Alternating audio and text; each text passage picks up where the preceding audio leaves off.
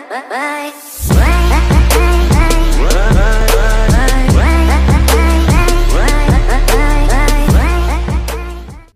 Bapak Ibu Saudaraku yang Tuhan Yesus kasihi. Senang bisa berjumpa kembali bersama dengan saya.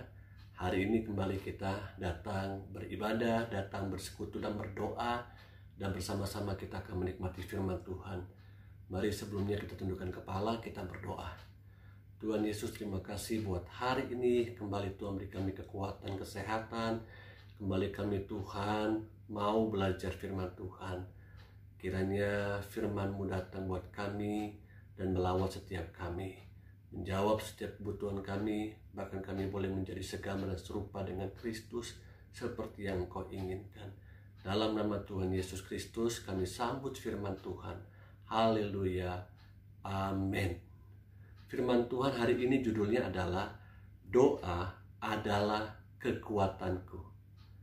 Doa adalah kekuatanku. Mari bersama-sama kita belajar dari seorang tokoh anak muda yang tercatat dalam kitab Daniel pasal 6 ayat 1 sampai dengan 5.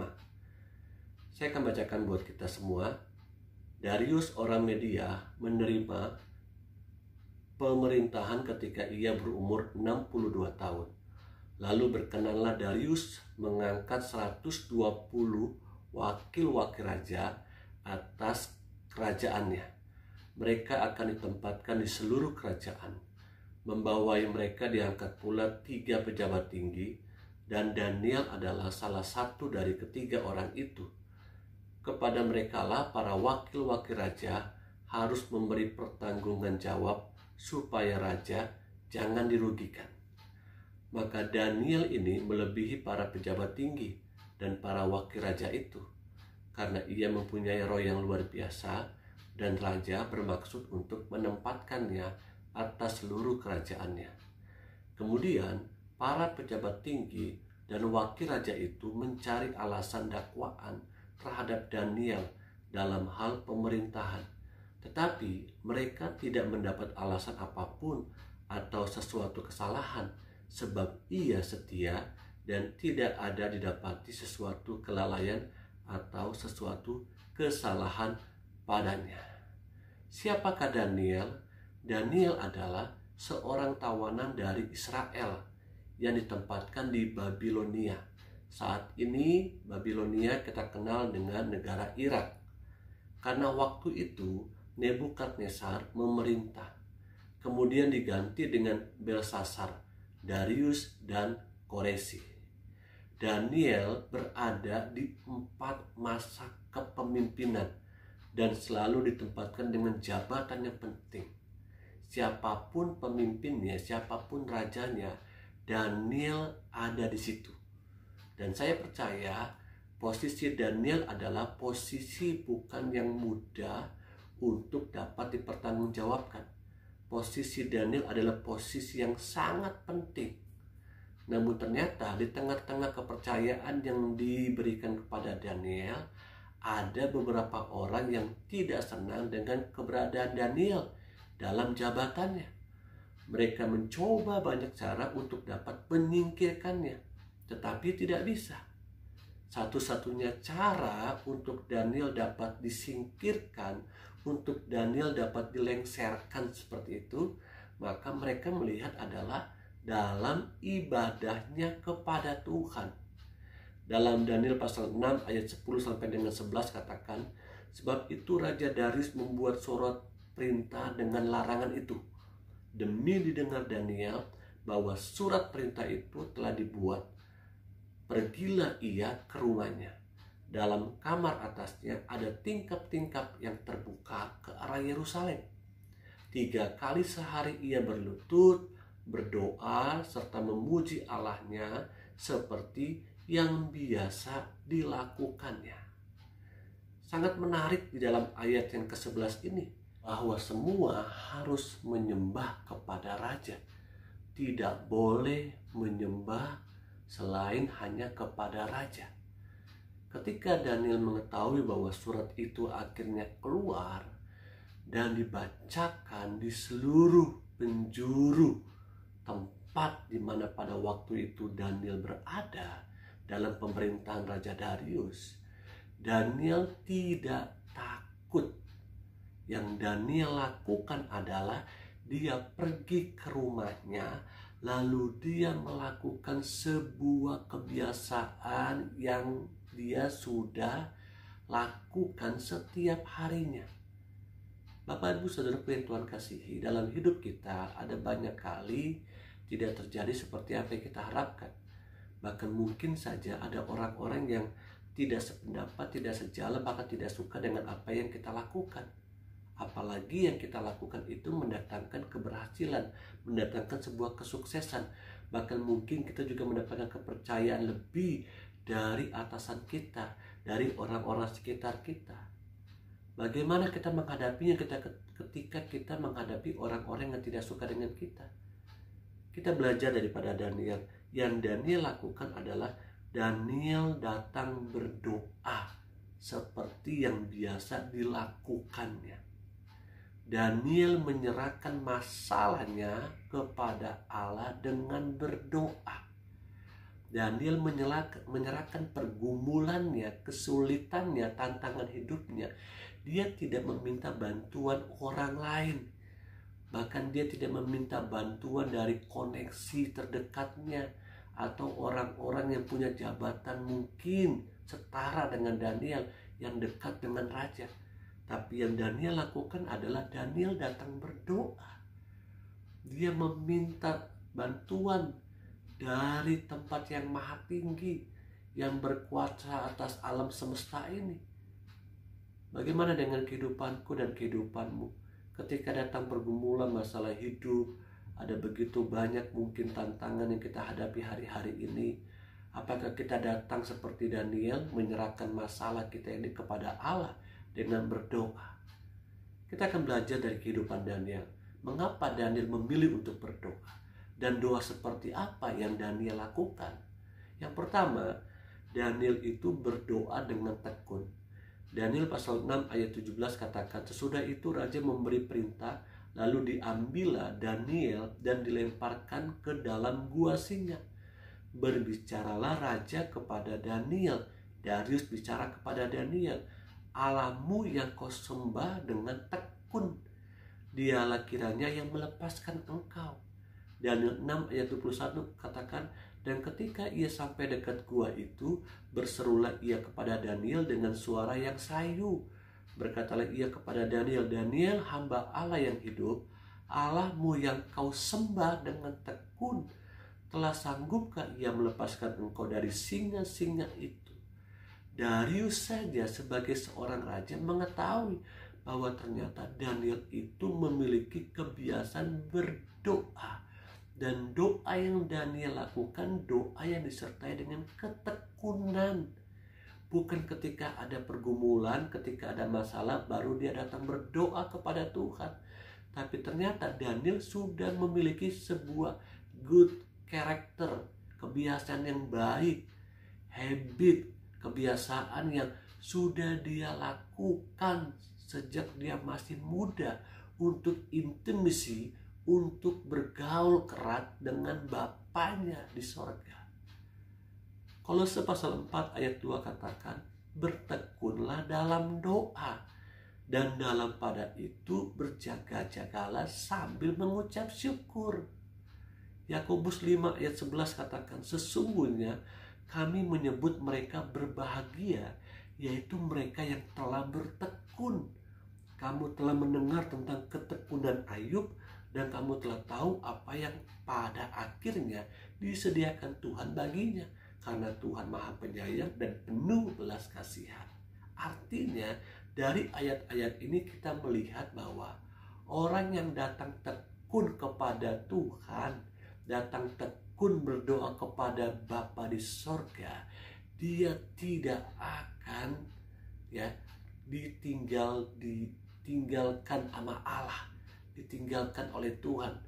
Dia akan mendapatkan jawaban dari apa yang dia doakan, apa yang dia minta.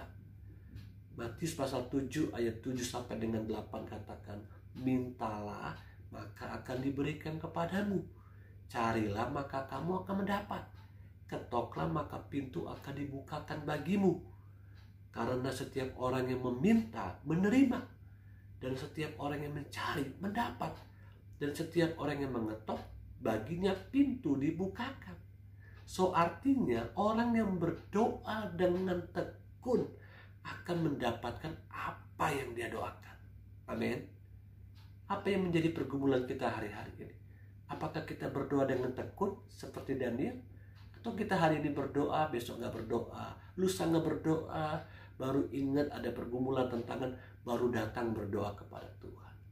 Orang yang sungguh-sungguh berdoa dengan tekun, tidak putus-putusnya, dia akan mendapatkan jawaban apa yang dia doakan. Tuhan bisa menjawab ya, Tuhan bisa menjawab tunggu, dan Tuhan bisa menjawab tidak. Menjadi pergumulannya adalah buat kita, maukah kita berdoa dengan tekun kepada Tuhan? Bukan saja ketika ada pergumulan, bukan saja ketika ada masalah, ada sakit penyakit, tapi berdoalah setiap saat. Amin. Karena itu Martin Luther berkata, to be a Christian without prayer is no more possible than to be alive without breathing. Artinya menjadi seorang Kristen tanpa doa sangat tidak mungkin. Lebih daripada menjadi hidup tanpa bernafas. Jadi hari ini bagian yang pertama kita belajar dari Daniel, berdoalah dengan tekun. Yang kedua yang Daniel lakukan adalah berdoa dengan percaya. Ibrani pasal 11 ayat 32 sampai dengan 33. Dan apalagi yang harus aku sebut, sebab aku akan kekurangan waktu apabila aku hendak menceritakan tentang Gideon, Barak, Simson, Yefta, Daud, dan Samuel, dan para nabi. Perhatikan ayat 33. Yang karena iman telah menaklukkan kerajaan-kerajaan, mengamalkan kebenaran, memperoleh apa yang dijanjikan, menutup mulut singa-singa. Siapa yang ditutup mulut singa-singa? Ya, singa-singa ditutup mulutnya. Cerita apa ini? Tentunya cerita tentang Daniel. Daniel berdoa dengan percaya kepada Allahnya. Dan doa Daniel itu didengar oleh Allah. Percayakah saudara bahwa apa yang saudara dan saya doakan hari-hari ini, Tuhan itu dengar. Dan Tuhan sedang menunggu waktu yang tepat untuk menolong apa yang kita doakan, apa yang kita minta daripada Dia. Dan pertolongan Tuhan tidak pernah terlambat. Dia tahu kapan waktunya untuk menyembuhkanmu ketika engkau sakit. Dia tahu kapan mencukupi kebutuhan ekonomimu mungkin yang saat ini tidak menentu. Bahkan dia juga tahu, Bapa di surga juga tahu apa yang dibutuhkan oleh suamimu, pekerjaannya kah, atau yang dibutuhkan oleh istrimu, atau yang dibutuhkan oleh anak-anakmu. Tuhan tahu. Kuncinya adalah maukah kita bersabar dan percaya apa yang kita minta Tuhan pasti dengar dan Tuhan jawab yang terbaik. Markus pasal 11 ayat 23 katakan, aku berkata kepadamu, sesungguhnya barang siapa berkata kepada gunung ini, beranjaklah dan tercampaklah ke dalam laut, asal tidak bimbang hatinya, tetapi percaya bahwa apa yang dikatakannya itu akan terjadi, maka hal itu akan terjadi baginya. Karena itu aku berkata kepadamu, apa saja yang kamu minta dan doakan, percayalah bahwa kamu telah menerimanya, maka hal itu akan diberikan kepadamu. Saya suka dalam kalimat terakhir dikatakan, percayalah bahwa kamu telah menerimanya, maka hal itu akan diberikan kepadamu. Di dalam ayat ini ada sebuah cerita yang menarik. Dalam sebuah artikel saya mendapatkan ada gereja sampah di Mesir. Satu kali ada seorang khalifah Al-Muiz, seorang pemimpin agama Islam, mendatangi Uskup Abraham, pemimpin gereja Koptik Ortodok. Beliau mengatakan kepada Uskup Abraham, benarkah apa yang dikatakan oleh kitab Injil bahwa orang Kristen itu dapat memindahkan gunung. Karena ternyata Khalifah ini mengetahui tentang Injil yang tadi kita baca. Beranjaklah ke laut, dikatakan begitu, gunung tersebut. Jika memang benar, nah Khalifah ini menantang uskup untuk dapat memindahkan gunung yang ada di depan gereja yang disebut gereja sampah di Mesir. Kalau memang benar ayat itu, Injil itu mengatakannya, sekarang saya mau kamu pindahkan gunung ya Mokatam yang ada di depan gereja sampah ini di Mesir. Kenapa disebut dengan gereja sampah? Karena ternyata untuk bisa sampai ke gereja tersebut harus melewati tempat yang penuh dengan sampah seperti pemukiman kumuh, kurang lebih begitu. Ya, makanya dikenal gereja sampah. Nah, akhirnya uskup pun meminta supaya seluruh umat percaya yang ada di situ, tempat gereja itu berada, untuk berdoa kepada Tuhan supaya betul-betul gunung Mokatam itu yang ada di depan gereja sampah itu berpindah. Hari pertama mereka berdoa meminta kepada Tuhan, gunungnya belum pindah. Hari kedua mereka berdoa juga sepakat, gunungnya juga belum pindah. Sampai pada hari ketiga, detik terakhir, ternyata gunungnya belum pindah. Sampai akhirnya mau pergantian hari beberapa jam, ya ke hari keempat, mereka terus berdoa kepada Tuhan. Dan mujizat terjadi, Bapak Ibu Saudaraku. Gunung itu bergeser beberapa meter ke sebelah kanan, kurang lebih begitu ya. Bergeser, terjadi gempa tektonik waktu itu. Dan Khalifah melihat bahwa apa yang mereka doakan, apa yang mereka imani tentang ayat tersebut, itu betul-betul terjadi. Dan Khalifah akhirnya berkata kepada uskup dan menyadari bahwa ternyata ayat itu betul-betul hidup. Tuhan kamu betul-betul hidup.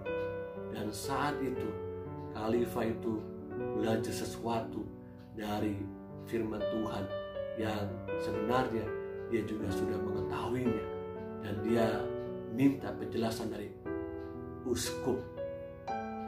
Apa yang kita mau petik dari pelajaran ini? Bagaimana? Apakah kita betul-betul percaya mujizat itu masih terjadi?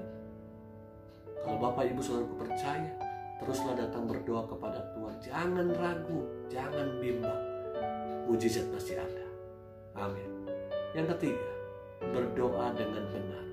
Daniel pasal 6 ayat 23 katakan, Allahku telah mengutus malaikatnya untuk mengatuk mulut singa-singa itu, sehingga mereka tidak mengapa-apakan aku.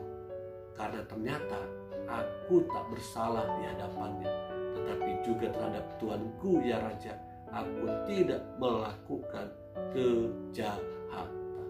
Yang ketiga, dalam bagian terakhir di sini, Daniel berdoa tidak saja dengan tekun, tidak saja dengan percaya, namun juga berdoa dengan benar. Hidupnya benar di hadapan Allah, hidupnya benar di hadapan sesamanya. Mazmur 66 ayat 18 katakan, seandainya ada niat jahat dalam hatiku, tentulah Tuhan tidak mau mendengar. Yakobus 5 ayat 16 katakan, karena itu hendaklah kamu saling mengaku dosamu dan saling mendoakan supaya kamu sembuh. Doa orang yang benar, perhatikan, doa orang yang benar bila dengan yakin didoakan sangat besar kuasanya. Saya percaya kita adalah orang-orang yang sudah dibenarkan oleh darah Kristus. Oleh karena itu, hiduplah di dalam kebenaran Kristus. Yohanes pasal 14 ayat 6 katakan, akulah jalan, kebenaran, dan hidup. Tidak ada seorang pun yang dapat datang kepada Bapa kalau tidak melalui aku. So, kita sudah dibenarkan oleh darah Yesus. Hiduplah dengan benar. Benar dengan perkataanmu, benar dengan pikiranmu, benar juga dengan perbuatan. Mari, di akhir firman Tuhan ini saya mengajak supaya kita tetaplah mengerjakan keselamatan tetaplah mengejar kebenaran, tetaplah bagikan kebenaran yang daripada Tuhan dimanapun kau berada. Dan kita bisa menang, kita bisa kuat karena kita memiliki doa. Amin. Doa adalah kekuatanku. Doa adalah kekuatan kita. Jangan pernah lengah. Tetaplah berdoa, tetaplah meminta, tetaplah berseru, tetaplah bersyukur kepada Tuhan. Mari tundukkan kepala kita berdoa. Tuhan Yesus, terima kasih buat hari ini Kau ingatkan kami untuk kami tidak lengah, tidak lalai, untuk kami senantiasa datang berdoa kepada Tuhan. Bukan saja ketika kami sakit, ketika kami bermula masalah hidup, tapi kami boleh menghidupi doa, karena doa adalah nafas hidup orang percaya, karena doa adalah alat komunikasi kami dengan Tuhan. Dan doa komunikasi dua arah, bukan satu arah, bukan sekedar meminta, tapi biar doa kami pun sebagai sarana untuk kami berkomunikasi dengan Tuhan, mencari kehendak dan kemauan Tuhan, dan mendengarkan kerinduan dan kehendak Tuhan dalam hidup kami. Kalau ada yang sakit, Tuhan berdoa, Tuhan sembuhkan. Bilur-bilur Yesus sembuhkan. Ada yang susah, hiburkan. Ada yang mengalami jalan buntu, bukakan jalan baru Tuhan. Yang membutuhkan pengharapan, Tuhan berikan pengharapan yang baru.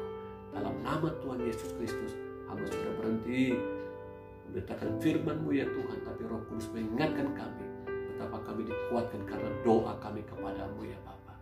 Dalam nama Tuhan Yesus Kristus, haleluya, amin. Terima kasih Bapak Ibu Saudaraku yang Tuhan Yesus kasihi. Bagikan firman Tuhan ini kepada sesama, bagikan firman Tuhan ini kepada keluargamu, kepada saudara-saudaramu, supaya mereka pun boleh dikuatkan dan berjumpa dengan pribadi Tuhan kita Yesus Kristus. Haleluya, Tuhan Yesus memberkati.